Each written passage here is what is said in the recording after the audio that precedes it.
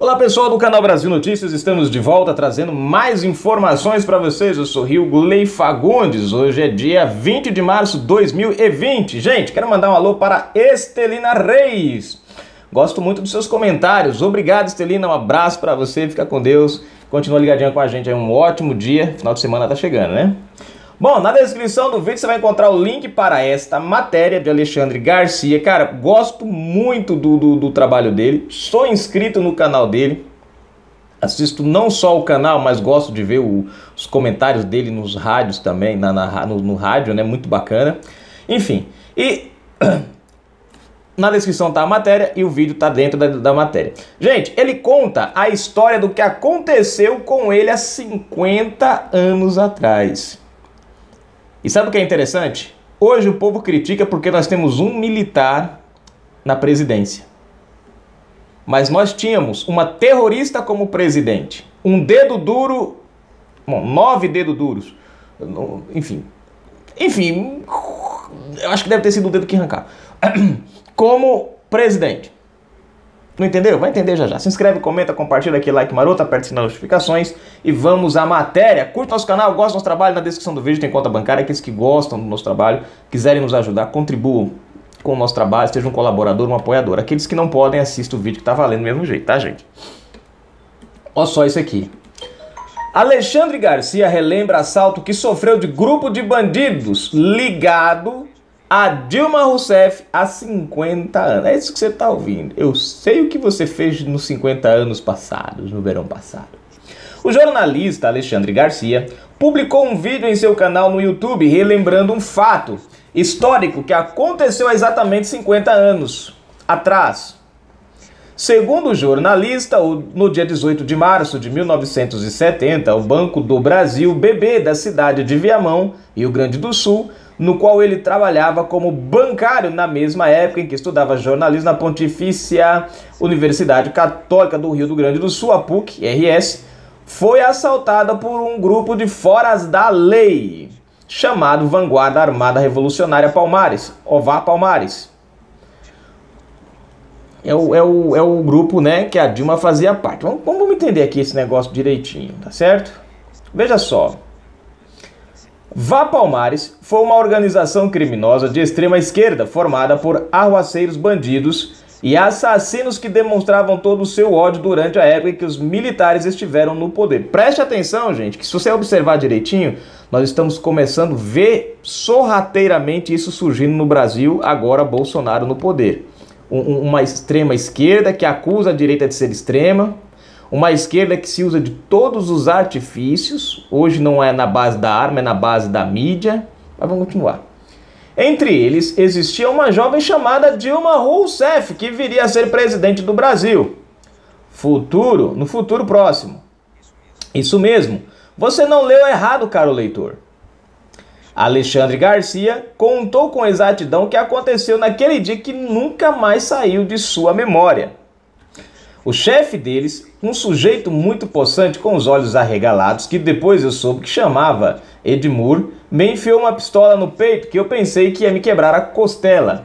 Eles gritavam, olha só o grito deles, gente, né? Viva Che Guevara, disse o jornalista. Alexandre ainda relatou que, assim que os bandidos deixaram a agência bancária, ele e um colega foram de atrás com o intuito de ver para onde iria a gangue que estava de caminhão. Segundo o jornalista, seu colega portava um revólver Taurus 32 e até o momento tinha visto o grupo de bandidos portar apenas armas pequenas. O caminhão, quando percebeu que o estavam seguindo, parou e subiram de fuzis na carroceria do caminhão. Daí eu dei um cavalo de pau e fui embora, finalizou Alexandre Garcia. E aí, aqui, o jornalista é a prova viva da bandidagem do grupo esquerdista integrado por Dilma Rousseff. Confira o relato de Alexandre Garcia. Vamos lá, gente, vamos ouvir aqui o que o Alexandre Garcia ele fala aqui, né? Contando a história. E tem gente que diz que Dilma era uma maravilha, era um amor, era um doce de coco. Está fazendo 50 anos que no dia 18 de março de 1970, eu e meus colegas de Banco do Brasil fomos assaltados na agência de Viamão, perto de Porto Alegre, na época em que eu trabalhava no Banco do Brasil e estudava na PUC, estudava jornalismo, pelo grupo VAR, Vanguarda Armada Revolucionária Palmares. O chefe deles, um sujeito muito possante, com os olhos arregalados, que depois eu soube que se chamava Edmur, me enfiou uma pistola no peito que eu pensei que ia me quebrar a costela. E eles gritavam, viva Che Guevara, viva Che Guevara, estavam com boinas, com o dístico VAR Palmares. Depois eu soube que a jovem Dilma Rousseff, naquela mesma época, fazia parte desse grupo, cuidava da logística, o marido dela também fez parte desse grupo. Enfim, um pouquinho de história do Brasil. Olha só o que eu fiz depois. Quando eu vi que eles se retiraram da agência, a gente estava preso no banheiro, eu peguei meu carmanguinho e fui atrás, com meu colega Guilhermino do lado, com um Taurus 32 do banco, e fui atrás para ver para onde é que eles iriam, para dar informação depois para a polícia. Eles estavam num caminhão Ford F-350, que é um caminhão médio. Eu não tinha visto outra arma a não ser armas curtas, pistolas e revólveres. Só que o caminhão, quando percebeu que eu os estava seguindo, parou e subiram de fuzis na carroceria do caminhão. Aí eu dei um cavalo de pau e fui embora. Bom, vamos, depois dessa história, vamos à gravação de hoje, né? Se você não estiver inscrito, estamos já no rumo de 1 milhão, rapidamente. Se inscreve aí no canal dele, gente. Vale a pena. Entra aí, ó. Deixa eu só ver o que ele vai falar aqui rapidinho. Bom dia. Primeira morte no Brasil foi em São Paulo. Vamos lá, deixa ele falar aí do coronavírus. Um senhor de 62 anos que já tinha doenças prévias, né? Diabetes, hipertensão, provavelmente com as defesas enfraquecidas, né? Pelos remédios que toma contra diabetes, e chegou o coronavírus e ele não resistiu. Bom, eu acho que a gente tem que se cuidar, né? Não resta dúvida, mas é bom que a gente lembre que a China já saiu dessa, né? Eu tenho falado aqui que a China agora está com a vantagem de comprar tudo barato, mas a China perdeu bastante. As vendas a varejo despencaram 20,5%, a produção industrial caiu 13,5%, né? Os investimentos caíram 24,5%. E, sobretudo, a China teve 3.800 mortes, sobre 1 bilhão e 400 milhões de chineses, com 80 mil casos, inclusive de uma senhora com 103 anos de idade que contraiu o coronavírus e saiu lépida e faceira do hospital, já foi para casa. Caraca, então, mano! Há esperança. A Itália está numa situação pior, porque tem 60 milhões de habitantes e já está com 28 mil casos e 2.200 mortes.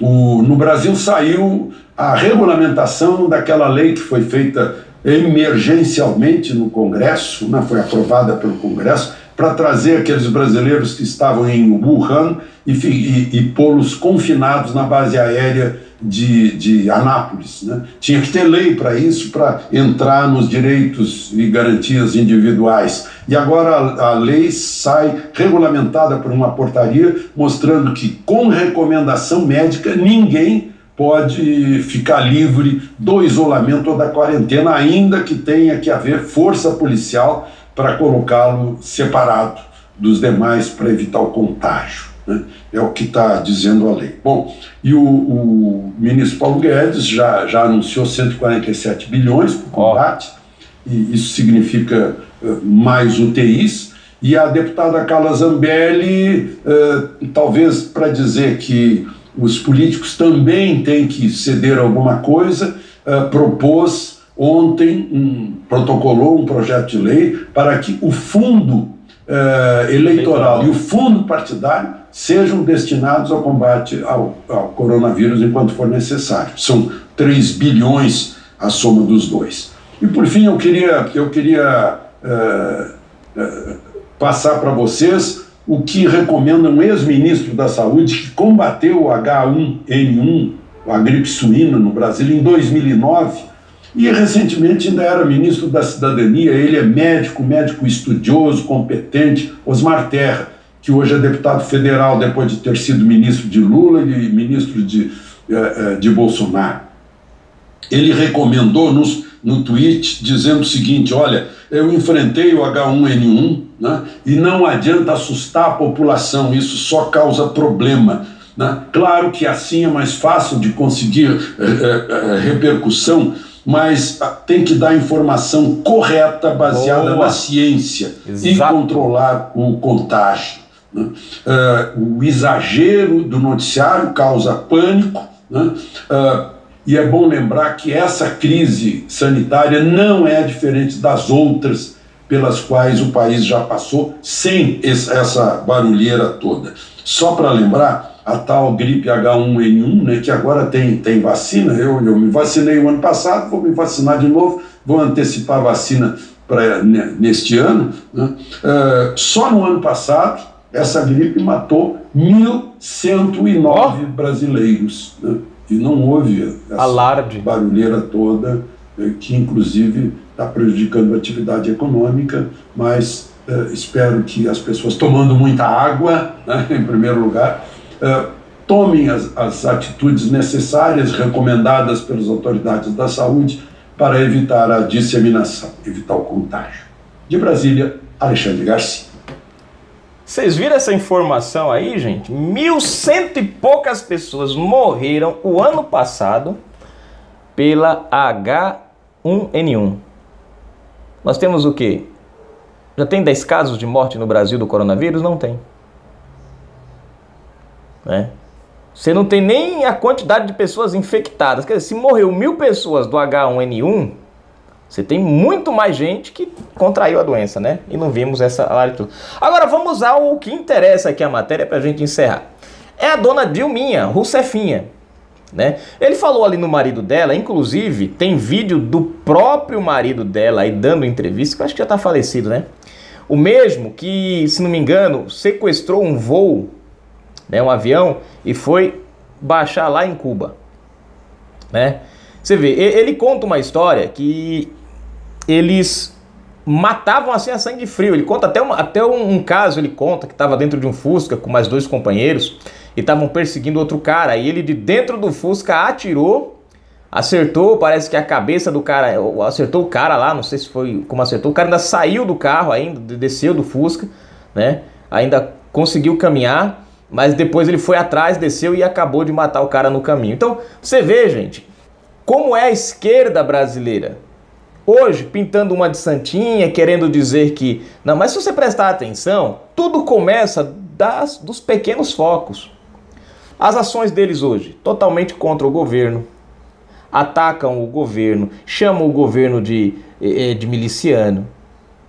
Isso lembra justamente a ação deles no tempo do regime militar, que eles insistem em chamar de ditadura militar. Gente, ditadura é uma coisa, pesquisa a palavra ditadura. Ditadura é uma coisa, regime é outra. Regime é um sistema, né, de governo. Pode ser monárquico, parlamentarismo, republicano, não importa, é um regime. Ditadura é outra coisa. O que nós temos ditadura? Ditadura nós temos hoje em Cuba, que é um poder tomado à força, um ditador toma conta, todo o poder fica para esse único cidadão. Isso é uma ditadura. Você pega o Kim Jong-un, lá da Coreia do Norte, isso é um ditador. É um cara que detém todo o poder de uma nação. Não tem, ele manda em tudo. Tudo está abaixo dele. Nós não tínhamos uma ditadura no Brasil. Nós tínhamos um regime militar. Agora, o que eles defendiam, e até defendiam abertamente, quem é mais antigo lembra disso, a ditadura do proletariado, se não me falha a memória. Isso é uma ditadura. O nome era ditadura do proletariado. Quer dizer, então, deixa pra lá. Então, vejam só. Tem grandes semelhanças das atividades da esquerda naquela época com as atividades dela agora. Qual é a diferença? A diferença é que hoje, e eu acho que eles devem estar tristes por isso, Eu acho que o PT deve ter se arrependido de ter desarmado o povo, porque talvez agora, se o povo tivesse armado, eles poderiam talvez fazer como fizeram lá em 64, né? Tentar tomar o Brasil de assalto. Como houve o desarmamento, o cara não pode mais andar com uma arma na rua. Se andar é preso, né? A não ser que tenha porte, tudo, que é muito difícil. Então isso dificulta para eles. Então quais são as armas da esquerda hoje? A mídia, a imprensa, a falta de informação, o excesso de desinformação para atacar o governo. O coronavírus está sendo usado para isso. Você viu ali o que ele falou ali, né? Você pega ali, quando você para fazer o cálculo, gente, a China tem 1 bilhão de habitantes, 2.000 mortes. Não foram 2 que ele falou? Ou foram 3? Não estou lembrado agora, né? Foi em torno de 2 a 3 mil. Você faz as contas de 1 bilhão, 10% de 1 bilhão dá 100 milhões. Não é isso? 10% dá 100 milhões. 1% dá 10 milhões. 1% dá 10 milhões. 0,1% dá 1 milhão. 0,0,1% dá 100 mil. 0,0,0,0,1% dá 10 mil. Já perdi as contas de tanto 0,0,0,0,0. Ou seja, se a gente for colocar na balança, o que a gente teve foi o natural, por assim dizer, só que focado. Eu não entendi. O inverno chinês, para vocês terem uma ideia, eu andei pesquisando sobre isso, eu vi, mata mais de 1.000 pessoas por ano na China. O inverno chinês mata mais de 1.000 pessoas por ano.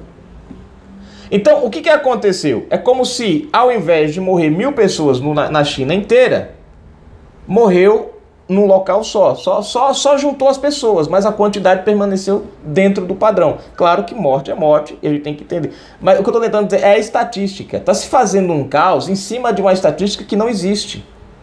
Lhe dão a estatística, mas não lhe dão a proporção, a variável. É como aqui no Brasil.